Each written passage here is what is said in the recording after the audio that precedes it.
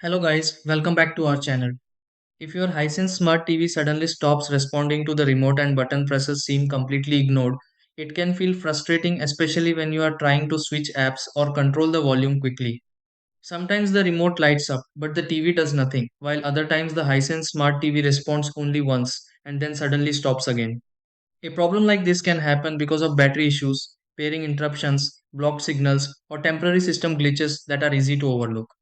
Before assuming something major completely stopped working, there are a few simple things worth checking because many remote response problems can improve after quick adjustments.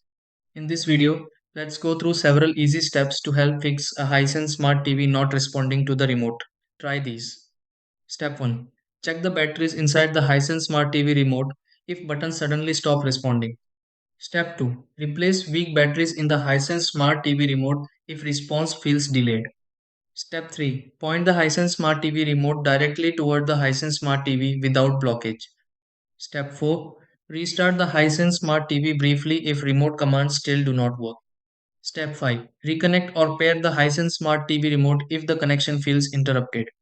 Step 6. Test the Hisense Smart TV remote again and confirm the Hisense Smart TV responds normally.